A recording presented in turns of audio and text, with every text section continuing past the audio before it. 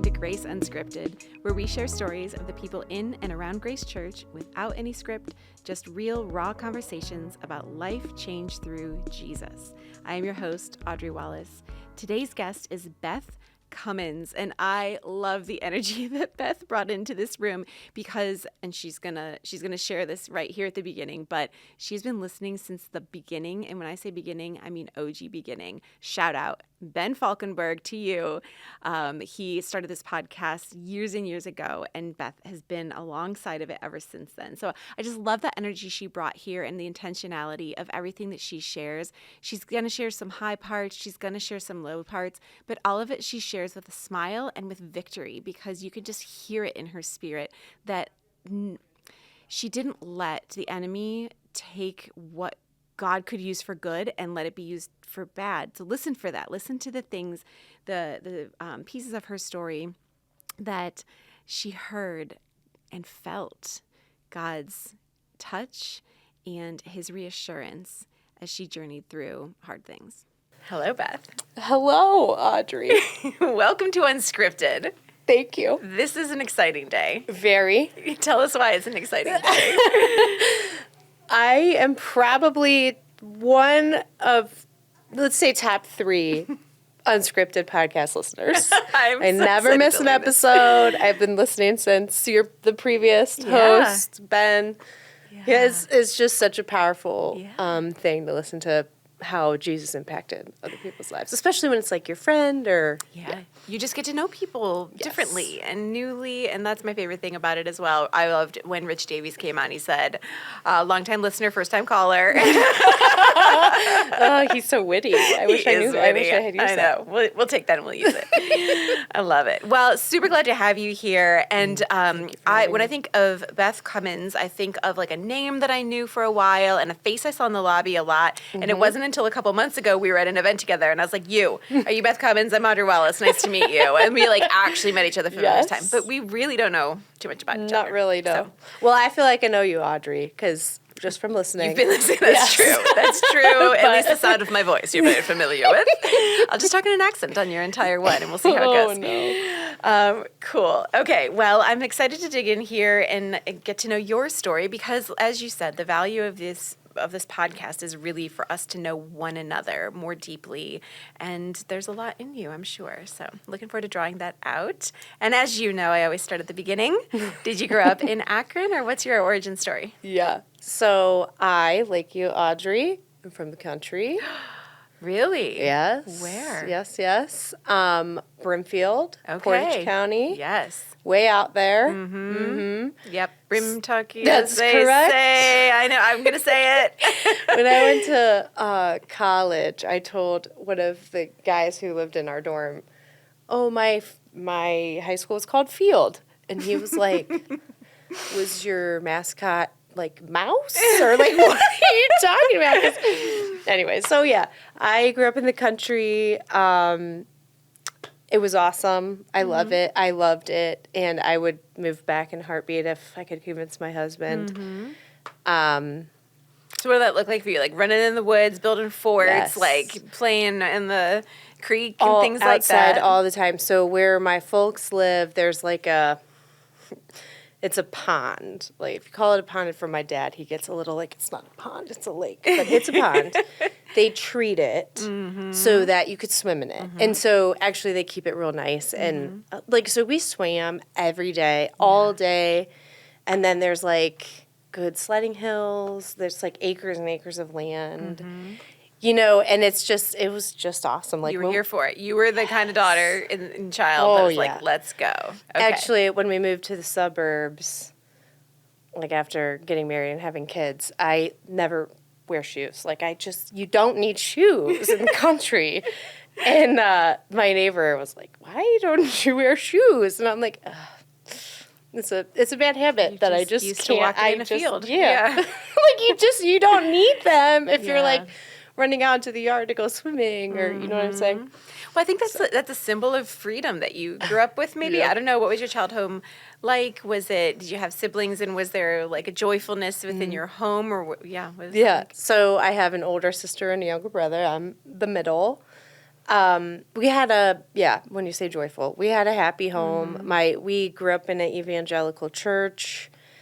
My parents, both of them loved Jesus.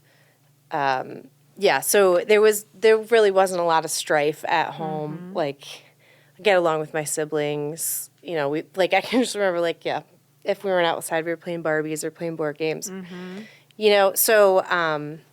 That small town country life, it suited me, and it was a great way to grow up. Yeah. So you grew up in a church, and was that like a joy for you, a connection point? Like you liked that, or like mom and dad drug you there, and you kind of had to get by? Yeah. So, no, I would say it was always just a part of our life, so I didn't really ever question it. I can remember, saying the sinner's prayer in the back of my mom's station wagon, because I was asking her questions, and she was like, well, here's the answer, and, so that seed must have really, stuck in my heart, because even though I probably didn't follow Jesus as closely as I would have liked to as a young adult, I never, fist against God, totally rebelled, I think it's because of the evangelical upbringing,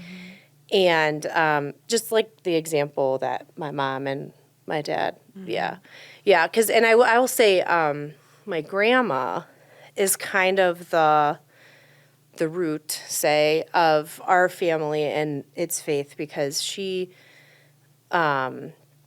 just lived out her faith so much. She was the person who would sit down on a park bench and witness to anybody, so bold. And she always was studying her Bible. She was just a really beautiful soul. Praying for the whole family, has her prayer list, a faithful praying grandma. I think there is so much power in that. I've been the recipient of it, and I've seen it in other families, just that power of a praying grandmother over her children and her children's children, and how that is affecting the generations. Yeah. I love that. It is. And so I remember at her funeral thinking she is responsible for bringing Jesus to my family, my mom, and then me, and then my daughters, and my dad would credit her with bringing Jesus to him because just of the way that she was. So so for sure have a church background. As I got older, we did go to church every Sunday, but we did not engage in any other way. Okay. Our church was not in our community. We had a little bit of a drive, so I think that probably played into it. I didn't have friends or Yeah, different school district maybe. Yes. Even that was Yes. my situation too, and it just was a distance and Yeah. I didn't feel like it left out a little bit, and Yeah. pain point. And we didn't. I know there were camps to go to over the summer, and we just didn't engage in those things. So I think that probably is what started me not engaging the church as much as a young adult. Also, I can't. I don't know. It's probably I'm to blame. But as a kid, I heard God and the Bible very legalistically, like a list of rules, And I think that now as a older adult, having lived some life, I guess, I can see where I went wrong. I would not say it was the preaching or even my family. I would just say I just heard it as, and I didn't necessarily study the Bible. Right. Like on I your do now. own. Right. Exactly. And I think sometimes I think back to that and I'm did I not hear it? Was it not said to me? In my upbringing, I never knew I could accept Jesus as my savior. These words weren't said to me, and I always would tell that. And then I found a letter in an old box, and my friend very clearly spelled out the gospel and said that I could accept Jesus as my personal savior. And I was okay, Audrey, you were just a child that was distracted by all the shiny things in this world. Maybe so. Maybe I was told it, and you're kind of accepting personal responsibility. I don't want you to feel blame or anything before you use that word, But yeah, like just the way that our little minds, our Yes. little minds, immature minds receive things, Yes. and there's always this maturing. It's constant. If we're not maturing or continuing to learn, like we're kind of dead in our tracks. So Right. it's always good to be growing in that way. But I Right. can relate over that, Yeah. not really knowing in my Yes. youth what that was like. Yeah. And I will say, too, this is funny. The denomination of church we went to was Christian Missionary Alliance. So the missionaries came in a lot to, just kind of present, like, what's going on. And I can remember hating those Sundays, like, just in the pew, like, God, please, I do not want to be a missionary. Like, I do not want to be a missionary. And, like, I think that, too, is a good, just that sticks in my mind. And, like, where I'm at now in my faith, where if God called me to be a missionary, we'd be going. Predetermined, yes. Oh, my goodness, we'd be going. Yeah. Like, we have 4 young kids. It'd be crazy if we did it. But, People do it. The previous host, Ben Falkenberg, and his Yes. whole family. Boom, go. Yes. So, anyways, it's just, I think, like you said, too, like, distracted by the shiny things of the culture. That is a good way of describing my, 18 to 28 years, which, so I always did well in school. So I was like, okay, what am I going to do with my life now? And I was like, well, the one thing I can think of that's going to bring me success and notoriety and wealth is I'm going to go to law school. So, so I went to undergrad at Ohio State, which was a pretty big switch from where I was raised. That's the truth. Oh my goodness. So, but I loved it. I mean, I'm an extrovert. I love meeting new people, and there was just always something going on down there, and it was awesome. But I also, I certainly did not surround myself with people who would, spur me on to Jesus. So, again, I don't think I ever, fully rebelled and said, God, I'm out of this. But I was not following Jesus at that time. I did my husband at Ohio State, and he's awesome. I think he's a big answered prayer from probably my grandma, my mom and dad. What was your grandma's name? I need to know. Anna. All right. Anna, Virginia. Okay. So yeah, there's a lot of good things that happened in those years in college, and there's a lot of. I can point to many, many times where, again, I may have not been following God, but, He protected me and He provided for me. And, I'm making these decisions that aren't honoring Him, but He, many, many times, I can, remember Him being wow. Or me being oh, That could God. have gone differently, Yes. and you acknowledged at that time at least that He was involved. Right. Yeah. So, anyways, so Ryan and I meet, and then, college is over. We're both from Northeast Ohio. So I started grad school, right after undergrad, and then Ryan, started working. Shortly thereafter, we got engaged, and then married, right before law school ended because I wanted to be able to, focus on the bar exam. And this whole time I'm starting to sow my identity in my accomplishments and again, how much success and notoriety in my career I can garner. So those are the sorts of relationships that I'm Prioritizing and feeding. Yes. So, although around this time, Ryan and I both moved back home, and I don't think we were married yet, we started coming to Grace because my sister had started coming to Grace. Okay. And does Ryan have a background of faith growing up? He grew up Catholic. Okay. So it was a huge switch for him. I think he just loved me, so I was like, let's go. He's a very good guy.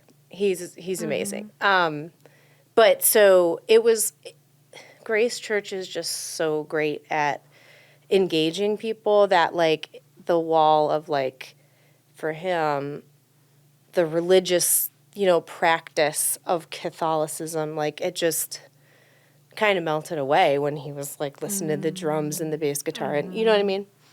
Yeah. So we started, that was probably like 2010, maybe. Somewhere in there. I graduated law school in 2012, so we got married in 2012. So, and Ryan Rodman was the pastor at our wedding. Oh, nice. Yeah. So that'll put a good date on the whole thing. That makes sense, yeah. Yeah. So, anyways, we get married. I passed the bar exam, which that's another time. Like, again, like, so we're attending services here. We're not plugging in. There's no, like, real fruit from our life. You know, So we're it feels just good. It fills the tank up, but Yes. it's not like the way that you're living your everyday between Sundays at Yes, this point. right. And I can remember, like, attending here for quite a long time and hearing, like, Pastor Ryan usually saying, you guys really, you got to check out a life group. It's like, and we were like, okay. Like, it just never stuck. I can remember, like, the wall of cards. Back Like, in the day. pulling them off the wall and, like, and then, like, just never following through with it. So, you know, again, like, our life wouldn't have looked any different than, like, non-believers' life, just that on Sundays we attended church. Okay. So, right, so we get married, I passed the bar exam. I can distinctly remember, like, being nervous for the bar exam. That's quite a Natural, test. yeah. So, and, you know, it's like an all or nothing deal. Like, you pass it, Yeah. and you're good, or you fail it, and it's like, come back next year. So, anyways, I was pretty nervous, and I can remember feeling God's, like, physical presence next to me, like, just, you can do this, like, you know? And even at that time when I wasn't fully following him, it just, like, is just an affirming thing. Like, when I think back, like, he did choose me and he wants me and, you know, like, all that, the beautiful promises in the Bible. Seeking you and pursuing you. Yeah. Yeah. Even when I really Was neutral. Like you were kind of neutral, right? You weren't opposed, but you weren't striving and chasing toward, but... Yeah. Certainly prioritizing myself and my own ambition over God's will for my life. Yeah. Yeah. So, then after Ryan and I got married, we, let's see, we had I'm like, okay, this is it. I'm going to get the magical job that I've been waiting for, like the country club membership. Like, if you listen to Ray Dunkel's,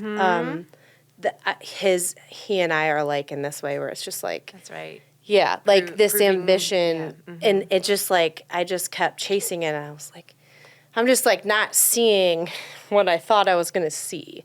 Like, in terms of money, in terms of all of these, like a fulfilling career. Like, I had a couple of jobs right after law school, and I was like, this is not what you're like expecting. Is that what the TV shows tell us that being a lawyer is going to be like? I want my pumps, I want a briefcase, some shoulder pads. I was hoping look for like a a boss. boat. I was hoping for a country. Like, I just, you know. So, and at that point, like, God is just starting to show me, like, Beth, like, this isn't why I sat next to you at the bar exam. You know, like, this, we're going to do something with this, but it's not going to be what you want to do. Okay. Yeah, so anyways, then Ryan and I started having kids. Having kids is hard. Like, I didn't take to being a mom very well right away. Like, that adjustment from, like, no kids to one kid was hard. And again, like, we hadn't plugged into a life group or anything, so, like, I felt sort of isolated and, you know, all the new mom stuff. So then we have, like, another kid. So that's 2 daughters, and and I'm still trying to live, like, the, like, raising kids, but have a big career life. And that is really, for me, some people are able to do it wonderfully. I was like, I suck at being a mom, and I suck at Everybody's my getting partial, partial, and yes. nobody's getting all of and you. And, like, just the, you know, the childcare shuffle and everything was just like, this is not, you know. And again, like, I think God was just, like, allowing me to not be fulfilled with what I wanted to be, you know. So at this point, I'm pregnant with our 3rd baby. We did live in Fairlawn. We moved to Medina. Ryan's from Medina. It's a nice place to live. So it's like 2020. I'm pregnant with our third daughter, which I can pause here. Ryan always wanted boys because he has 3 sisters. And so like every time we got pregnant, he was like, here it comes. and it was always a girl. So it's just like a funny whatever. So we find out our third baby is a girl. He's sad, but he got over it. So then it's 2020, and the world shuts down with COVID, and Ryan and I are both just kind of like, what are we going to do with this? Like, this is bizarre, you know? And I actually think it was like right around that time when we joined a life group. A life group during 2020. When you finally joined, was it virtual at that point? Let's see. So Ryan had started playing basketball in the mornings here. And Reeling you into community the way that Grace does. It's just brilliant. It's just basketball, guys. Come on down. Oh, how funny. But yeah, and made a couple of friends there who then invited him to this life group. Gosh, good question, though. Because I remember going, like physically going in person. So I don't remember if Rosie was born yet, though. I don't know. Whatever. Okay. So it's 2020.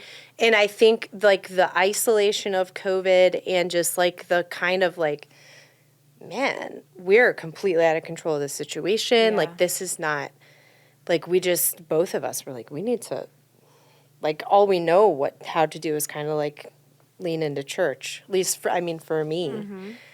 So yeah. So then, this is a big, like, moment in my story because it was that biblical community that it just showed me everything I needed to know. And, yeah, it's just wild to think about all of the good that came from. We were in Jeff and Nicole Stitz's life group. They were wonderful leaders, still good friends. We watched Ben and Tanya Falkenberg just, like, be called to be missionaries. And that is just, watching them do that was like front row so seat powerful. To their decisions and their movement and all of the hard choices they had to make. Their girls were little, and it was just like, I can't believe these guys are doing this. And then you used to pray against, and now you're watching somebody step into Crazy Town and faithfully. Absolutely, Audrey. But then it was like, maybe I'm misunderstanding what a missionary is, you know, like, because it seems like this terrible, you know, at that time in my life, like, oh, why would you do that? Like, but then watching Ben, like, Ben had a pretty big career, and so did Tanya, had her own, like, thriving hair business. And I was like, this is crazy. Giving like, up everything it must be real, you know? Yeah, so that happened, and, like, just the way that the authentic relationships that people had, like, the way that people actually loved each other, you know, like, in terms of women, like, there wasn't gossip. There wasn't, like, we were praying for each other instead of, you know. Yeah, gossiping. Yeah, there's no space for that. There's no room. There isn't. Yeah. So that happened, and I can also... growing up in, like, what I'm going to call a legalistic background, or, like, a legalistic understanding of the gospel. Around this same time, a family moved in down the road, and we're just getting to know each other, whatever. Come to find out that the woman was previously in a same-sex relationship and now is in a heterosexual relationship. That's, you know, like, why they moved. And the same-sex relationship, they had a child. And the daughter is the same age as my daughter. And they're, like, going to school together. And so growing up, that would have not been a thing that I engaged. You know, it would have just been like, well, can't do that. Like, we're not going to be friends. Like, and God just used, I'm, like, good friends with the, you know, daughter's mom now, because God just used it. Like, I had a self-righteous bent, I think. You know, like, just, am I preaching the gospel because I want to be right? And, like, this is the one way and that's it? And that's probably how, in my head, I, like, thought of it. And, like, no, it's because I love, you know, it's because I love these people. And I see, like, brokenness. And, like, I know that Jesus wants to, like, be in that with them, you know. So that was, like, a huge, just, like, turning point in my understanding of the gospel. Like, okay, I get it. You know, like, this is not, I don't know, all sin is equal, right? Yeah. I don't know. Like, and I don't even want to, like, put that on them. Like, it's just, I realize that we're all just human and we're all just broken. Yeah.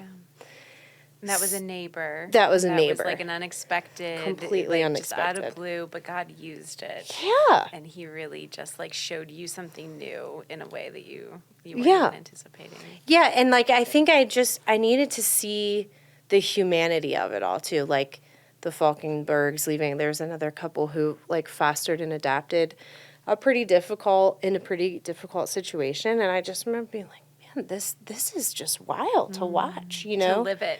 Yes, to live it that's together what it is. versus, like you had said, even in your youth you didn't engage outside of Sundays, and then in your early marriage you didn't engage outside of Sundays, and now you are in the trenches and you're in the depths and you're in the living room and you're in the prayer group and you're in the crying circle and in the Absolutely. joys and in the pains and all of that Yeah, through life group. yeah. And it's, Ryan Rodman wasn't lying. It's right. I know. He did the same thing to us. Like, that was, well, and for those who maybe don't know Ryan Redmond that we keep referring to, he is a pastor within the Grace Church family, and he was full-time here at Grace Church Bath campus, but now he is the head pastor over at the Akron East campus. So, and he managed the life groups for a very long time here at Grace. Yeah.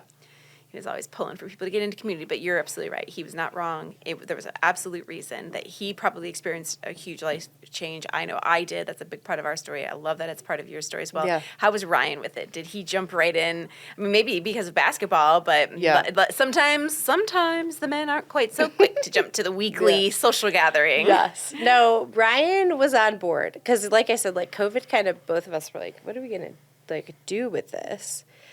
And, you know, he had made good friends with a lot of the guys, like, also played basketball. So that helped. And actually,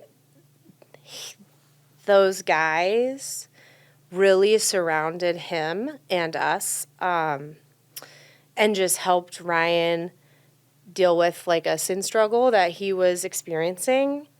And I have never in my life seen anything more powerful. Like, these group of men who, you know, men as a rule are not emotional people. But, and just the way that they were obedient to God and just pushing Ryan to, like, truth, you know? And not that even, I don't think that Ryan would say he was running from it, but I think what they showed him is like biblical manhood. He took the Man Up class also during this time. And yeah, like, I still have so much respect for the guys in our life group during that time, like, who just, like, again, like, demonstrated love in a way that we've never seen before. Like, so authentically, like, this is a thing that's gonna hurt you and your wife, and you, like, you've got to deal with it. Like, you have to. Yeah. They're shining light in darkness, right? He had darkness, and Satan wants to keep that darkness dark. He wants to keep it hidden, and that was a practice that I'm sure he was very used to sustaining. Absolutely. And these guys had, however it happened, once in the know, then you apply light, and that kills bacteria. It kills the mold that is trying to grow and has been growing, and keeping us prisoners in that way as well. But when you expose it, it feels scary, but it's actually so freeing. Yeah. And I can, like, explain or put some more skin on that. So, like, his friends are telling him, like, you really gotta, like, confess this to your wife because it's like an important part of bringing it all to light and, like, for healing. So we're putting the kids to bed. Like, we have 3 kids, young kids at this point. and we're putting him to bed, and he like passes me in the hallway because, you know, like putting 3 kids to bed is like... Yeah, you're outnumbered, so there's not even to say a tag team here. It's like just chaos. So he, like, just passed me the hallway. I really got to talk to you about something. He's, like, dead serious. I'm like, all right. Like right now? Or what do we... And he was like, just come downstairs. Okay, so we go downstairs, and, like, our kitchen... There's no other lights on except for, like, the down light at the kitchen table. So we sit down, and Ryan, like, sits under the downlight. It's like one of those detective shows. You know what I'm saying? Like, there's a Like he's going to slide a styrofoam cup of coffee across the table to you or something. Absolutely. He has his Bible out. He has some notes out. I'm like, what is going on? And he, like, you know, this is where I think biblical manhood is so misunderstood in our culture because, like, the humility that he showed in this moment where he's like, hey, I have this, like, thing, and I'm sorry, and, you know. And I remember, like, when I talk about the physical presence of God, first I remember, like, an embrace. Like God just, like, because he knew, like, what was about to, like, be said is going to hurt me. He just, like, embraced me, and then, like, a waterfall, like, of forgiveness and grace and mercy just poured out of me. It was, like, so supernatural. And, you know, after that, there was some healing and some other things that had to happen, but I will say, like, God spared us a lot of suffering. You know, people who have similar stories. Like, we did not experience a lot of the hurt that some other folks do. And I personally, I think it's because of the way, like, Ryan humbled himself, you know, before God and before me. And he like you said, bringing it to the light, that's exactly what happened. And he will tell you that the Holy Spirit, like, it's not a struggle for him anymore. And it's just, like, almost like a miraculous healing. Absolutely. Like I said, going back to his friends, like, you want to talk about, like, modeling Jesus for somebody, like, just absolutely loving him and surrounding him and checking on him and us. And it was just like, wild. Okay, so the fun part about this story is I told you that Ryan always wanted boys. But then we had Rosie, our 3rd girl, and we were like, 3 is probably enough for us. Like, we're good. So, and, like, he had prayed probably even before we met, like, God, you know, I want a boy. Like, I'd really love to have boys. So unexpectedly, we got pregnant, like, right after, like, Rosie was so young, and we have a boy. And I believe that is God answering, like, walking us through something sort of hard and, like, just, like, showing Ryan this, like, biblical manhood thing and then giving us a boy to raise. Like, the sweetest, it's just, like, my favorite part about our family. Like, we did not want 4 kids. Like, and I told you, like, I got a professional degree. Like, I thought I was going to be on Wall Street or, like, somewhere else. And, like, after we had Will, our son, like, there was no working. There was no even, like, trying to work because there was, like, so many kids to take care of. Yeah, and it was just, I mean, that was a super hard season for me. But, like, the joy and just, like, the peace that God gave me, like, just as a result of walking us through the hard thing and then, you know, it's just, like, it's just, I could tell that story every single day to anybody who would listen just because it's, like, this is real. Like, this is not, like, I don't know, read about it in a book and, you know, like, God, like, he physically embraced me. Like, you know. Yeah, and you can't, that's the beautiful thing when people share their testimony, and the entire point of this podcast is that is your story, and it is true, and nobody can ever say anything different for you because you felt that. You felt him at the exam, you felt him hold you in that moment when you needed him. Yeah. And those steps of obedience taken by your husband to share, and for you to be obedient to forgiveness not necessarily easy, but it sounds like the Lord Supernatural. laid the stones for you to step on. But praise him for that, because you had to still choose to step onto them and not hold on to bitterness and malice and Right. and all of those things that that could hinder and entangle. Yep. And these things that we've been talking about in our sermon series recently, like those are the self-focused, self-postured, like, well, I righteously deserve to feel this way. Or for him to say, I'm going to hold on to this secret because it's mine, and it's whatever that might be. Right. But that obedience.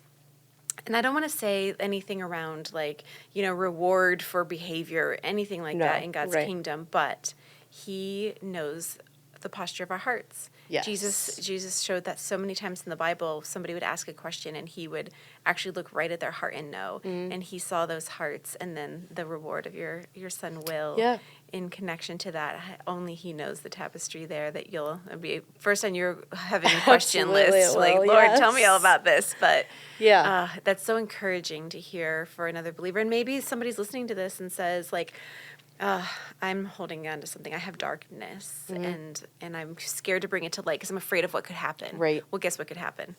Beth's story. Absolutely. Oh my gosh, that like just gives me chills to think about. Yeah, like it was so powerful to watch, like just the actual light, like in the the truth and the power of Jesus and his forgiveness, just like in real life. Yeah. Yeah.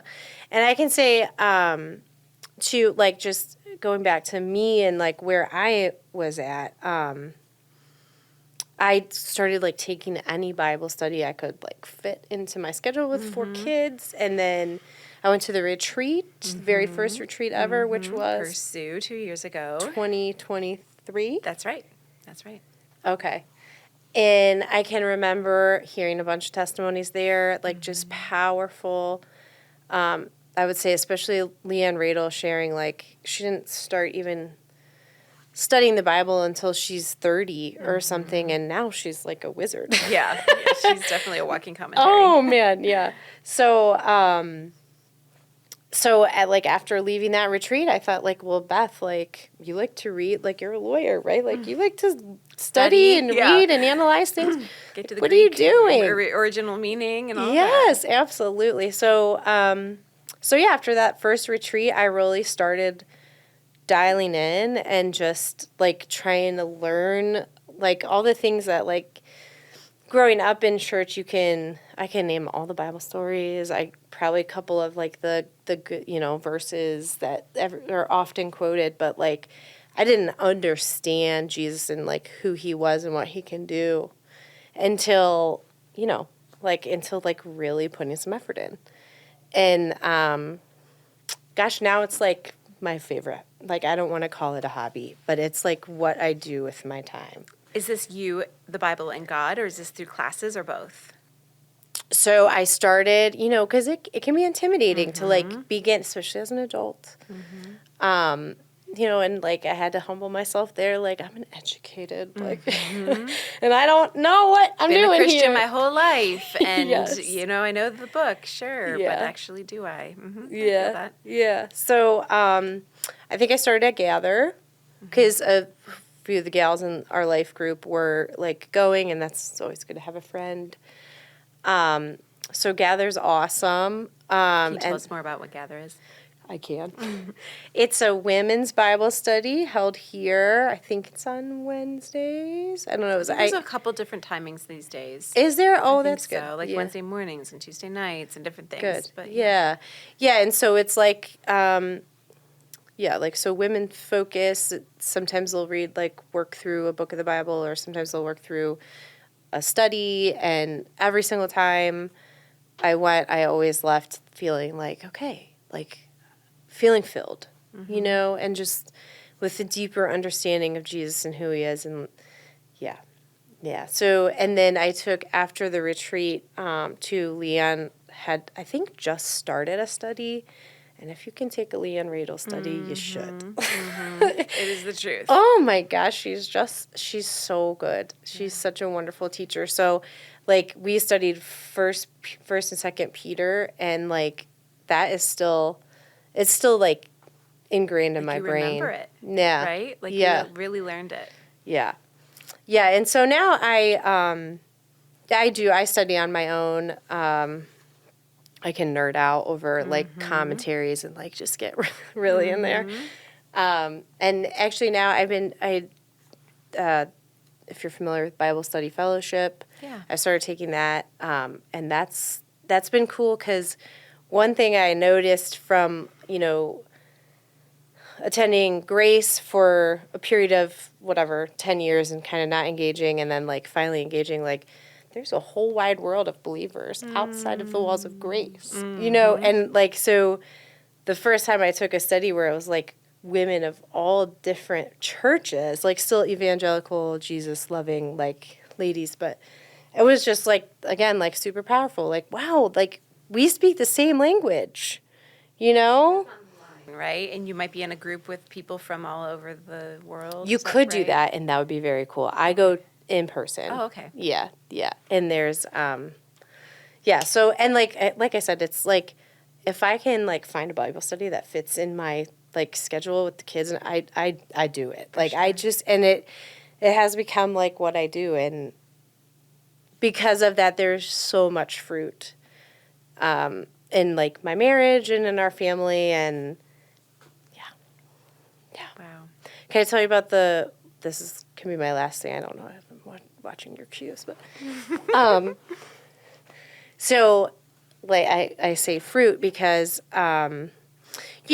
here at Grace they do a real good job of like, you kind of start in at like first connecting and then like the shape course, which is probably not called that anymore, but It sure is. Shape, yeah. still Available. shape. So discovery and then shape, yeah. Discovery, then okay. So I think actually our life group took shape. And I like scored high in hospitality. Okay. Which it's like, this is just another cool thing about God, how like he hides these gifts inside of you for you to discover. Isn't that fun? Yes. It's like a little game of hide and seek. And like not hide as in like try to deceive you, but just like puts it inside Treasures. you. Then like he brings it up like in his timing, and it's so wild. But so the hospitality gift, say,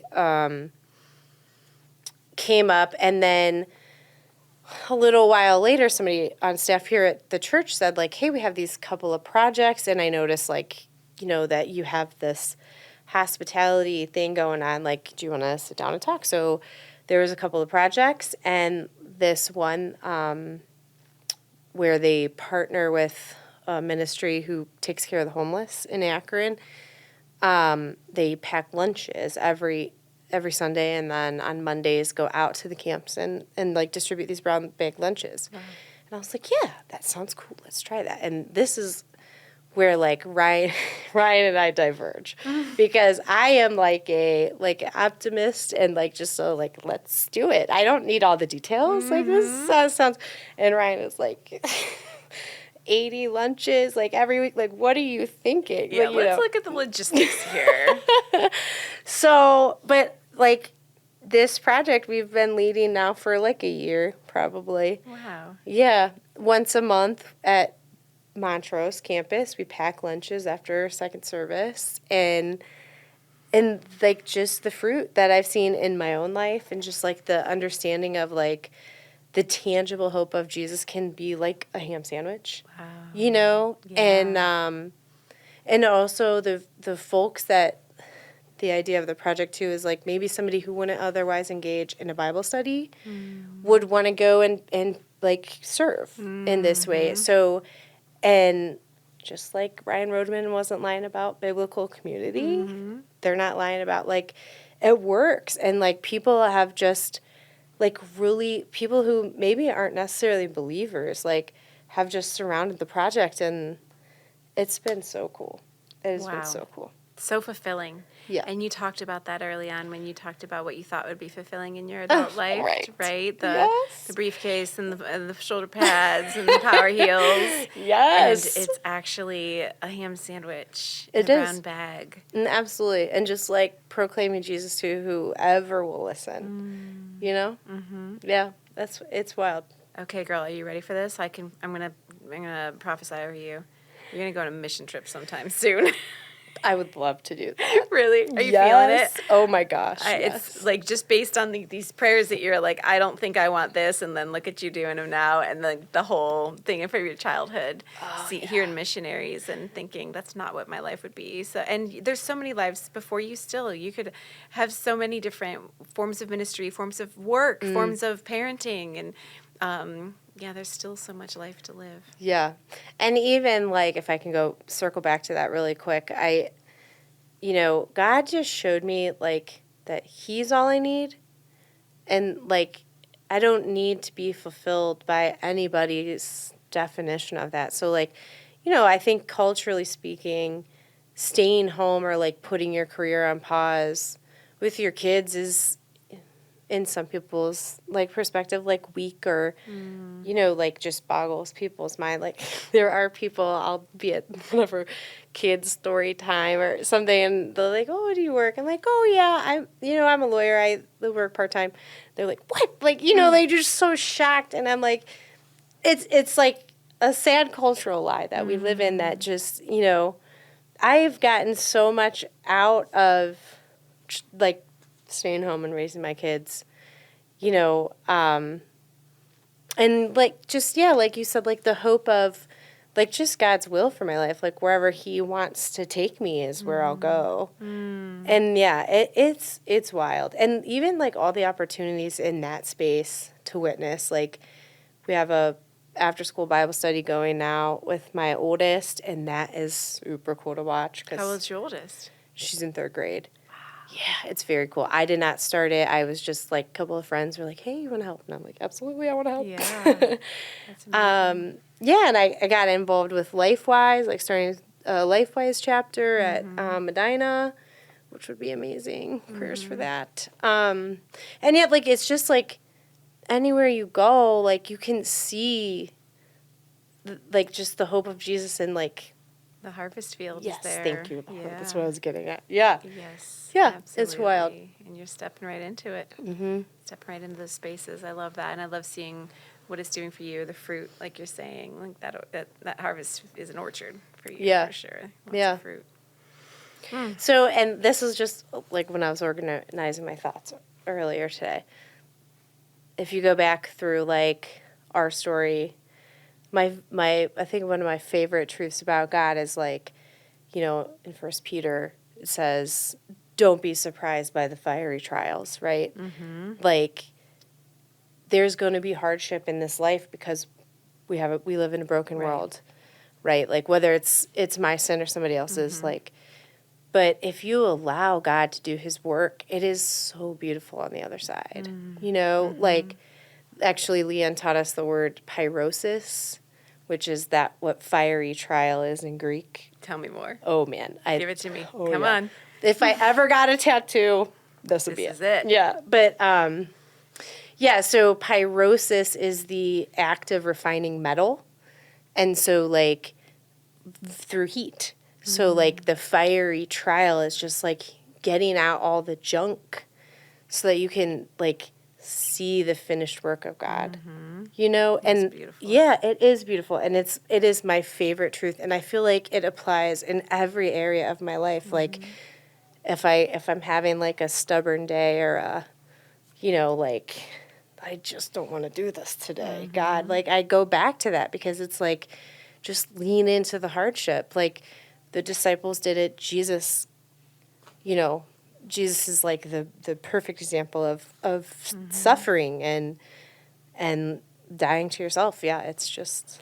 Yeah, it's like a forge, like within a forge with that heat, it's transformed into something new. And whether it's a piece of art or it's a weapon used for protection, like there's the sword of the spirit could come from these kinds of things. All this stuff but it takes some banging and some heat and a whole lot of muscle to power through that. And the vision of the creator that's doing the handiwork to create it. And that's what God has done for us. Yeah, So that's wild. Well, what I'm excited about also is to hear what song you would like to contribute to the unscripted playlist. And since you have listened to every episode, I'm curious if you are going to contribute something that's never been contributed before, or if you have your favorite and it's your favorite. But so just for our listeners, if you've not heard this before, Unscripted has a playlist on Spotify called Unscripted Worship, where all of our interviewees contribute a song and tell us why. So what's your song, Beth? Okay. So, as I was, driving in my car listening to this podcast every week, I would think to myself, okay, if I ever get invited on this podcast, which song? Mm-hmm. So then, they're looking at all, I love worship music. Mm-hmm. If you see me walking out of service with red, it's because I'm crying. It's the bass and guitar. It drew it right out of your soul. Absolutely. Every week. Every week. Yeah. Now my kids are like, "Oh, Mom, you were crying." I'm like, "Yeah, yeah." I'm not surprised anymore. But it's just something about worship music. But recently, actually at communion services last year, the band played a song that I had never heard of, "Blown Away" by Hillsong. I'm blown away right gosh. now. Not sure if I remember. I was weeping, just weeping. It's this beautiful, 9-minute song about I love a long the one. crucifixion and the resurrection, and just blown away. The blown away part's how's it go? I'm blown away, and what blows my mind away is you love me as I am. And then another part of the refrain, what blows my mind away is you do it all again. And it's just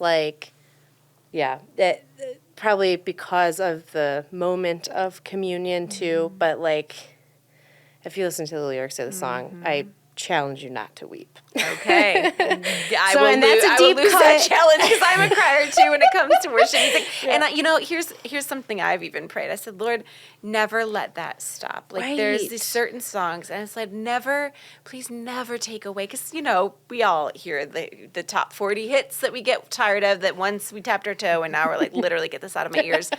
And I'm just please, in these certain songs, because we have these touching moments, right? Mm-hmm. And these touching moments with a worship song where God literally gives you a glimpse of heaven, or just touches your soul so tenderly, and you don't want to lose that. And the hands open, the hands up, the hands out, whatever your posture is, and the tears that just come with that, it's come on, just let it come. Yeah. And I don't even mind anymore. Sometimes you miss it if you lose that season for a time. It's come on, Lord, I want to feel that again. Yeah. And sometimes, you say, when you kind of lose it, or your heart becomes calloused for whatever reason, I can turn on probably that song specifically and a couple of other ones, and it just breaks up your calloused heart, you Yes, it's that light into darkness again. Man. It's actually not a bad thing that we're thinking up here.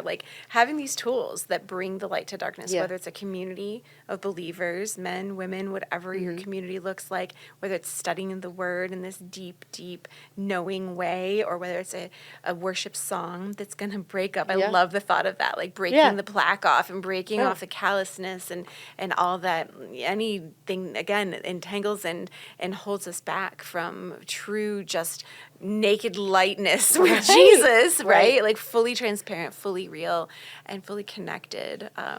That's really beautiful. Yeah. That's a deep cut too. I really went, I appreciate it. I appreciate the new song. I have a community of friends that we just trade worship songs all the time. So if you want to be on that text thread, I just you hear a new song, or versions of songs where you're oh my gosh, I've never heard this one in a folky campfire version before. Let's throw it out to the friends because we love it in the beat bop version. And now we've got because you can have a whole playlist of artists who have reconstructed songs, and it's just such a world to enjoy. And I feel that way about the Bible too. Maybe I'm going to wrap here on a moment for this, but you can have those same moments with scripture, where you first read something and you're like, oh, I didn't really get it. But then you have that moment where God reveals something to you, like what the fiery trial is like. Right. And now that scripture becomes like a worship song that touches your soul and could bring you to tears as you think of it, or a thing you have to press play on in your mind when you're trying to get through another day with the 4 kids at home. And you're like, oh no, that actually the fiery trial is right where I should be. Yeah. It's like you can press play on that, like by memorizing scripture, and not just memorizing it, but like understanding the depth and the root within it, so that it becomes a part of your being, a part of your knowledge, not just something, like you said, the Bible stories you wrote Bible stories from your childhood. It's like a piece of you. Yeah, absolutely. God can use everything. I love it. Well, Beth, anything other than, going on a mission trip sometime soon, anything else you see in your future that God might have in store for you? No, I am not. I am, like you said, fully surrendered to that. If whatever it is, it could be 10 more years, like staying at home raising the kids. I probably got about 10. Or it could be like something awesome, You like never know. Costa Rica. Who even knows, right? So yeah. Yeah, and it could be the other side of Akron, too. It could be. Just never know. Absolutely right. Yeah. But I love your predetermined yes, your hands wide open, your heart wide open, your ears wide open, eyes wide open. It's beautiful. Are you going to be at the retreat this year?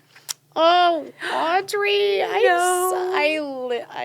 We had already planned a trip. Spring break. Ryan's 40th. Oh, that's so fun, though. We had already planned it, and then the save the date came out, and I was like, no. Lake Erie is lovely in March for 40th birthdays. You can just spend it at Cedar Believe Point. me, I tried. I was like, how about if I just, I'll just fly and meet you on Sunday? I'll be... And my tank will be totally full, and I'll be ready to roll. Oh, yeah, bummer. But for everyone out there, if you haven't checked out the retreat, it is just like something that you will never be able to relive. It's just this awesome weekend of fellowship and Jesus is there and you can Jesus is tangible. Taste him. Yeah, absolutely. Good word. Yeah. Ah, beautiful. Well, you will be missed, but send friends in your stead. Make sure you're inviting. If you're listening to this, you are invited. Literally, that's the title of it. Invited, although it is coming up soon here, so you're going to have to register quickly or check it out next year. But we, have some opportunities with women to do a lot of different things. Even if you miss the women's retreat, we're always trying to draw people into that community that Beth was so touched by and her family changed by. Yep. Thanks for being here, Beth. Oh, thank you so much for having me.